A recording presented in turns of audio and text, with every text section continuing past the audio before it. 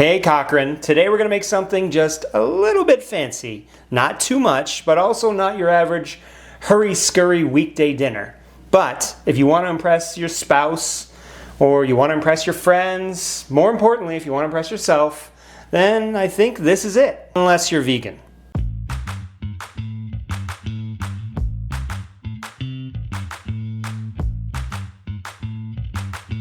Beef short ribs. You often see them on menus of nice restaurants, and they're often braised, which is what we're going to do here today.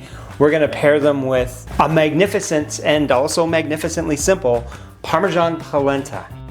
Now I do want to leave most of the fat on, but if there's any kind of chunks of like waxy looking fat, I want to take some of that off. But remember, fat is flavor. That is a perfect short rib right there. Alberta beef, they're trimmed up perfectly. Now we're gonna sear them in a little bit of neutral oil just to kind of lock in the flavor, get a little caramelization. They call that the Maillard reaction in chefery. Sear these on a fairly high heat, 45 seconds to 1 minute per side. You don't want to overcook these here. That's what you want out of a good sear, and this does not have to be perfect. So when the ribs are a little bit curved, you're almost definitely not going to be able to sear the underside, and that's okay. So we got the other three sides mostly locked in with the flavor, a little bit of caramelization. That's going to add powerful punch at the end. All right, the next part is super simple. Then you can have some downtime. You can relax, watch a show, have a glass of wine, have 3, or you can prepare the rest of the meal, which is what we're going to do in a minute. And it all starts with the braising liquid.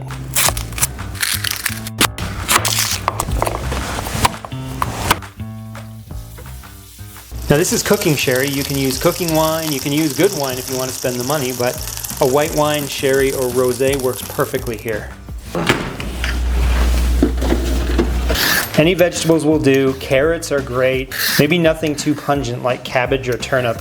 Obviously I'm using carrots. I ran out of celery, but I'm also going to use an apple. You can call me crazy, but apple actually has a neutral flavor and adds a little pop of sweetness.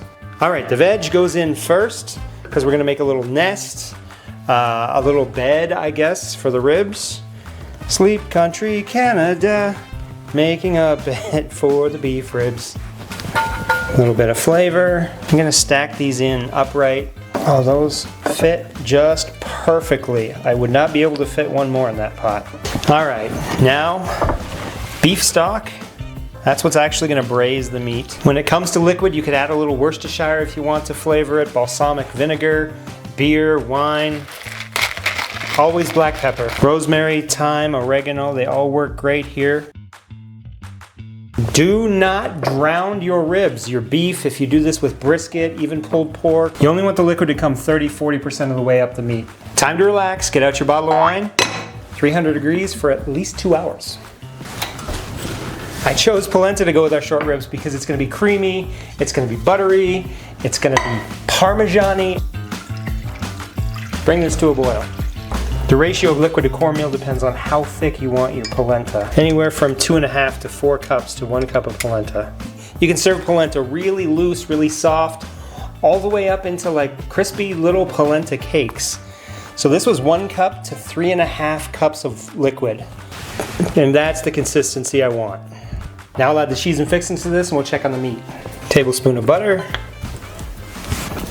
good dash of white pepper, and of course a couple fistfuls of Parmesan cheese. Fold that together and we're just going to finish it with a little bit of cream or whole milk. 2 hours and 15 minutes. Now I'm going to do a fork test. Look how nicely that comes away. Polenta. 1 rib coming up.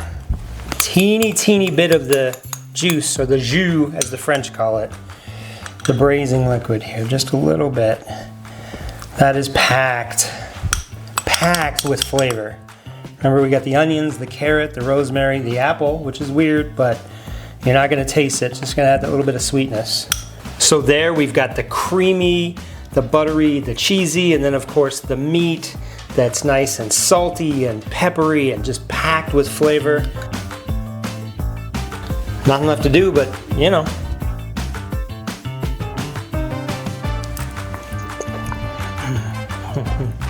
So it takes a while, but most of the time you're just drinking wine waiting for it to braise. You don't have to plate it all fancy, but you do have to try it.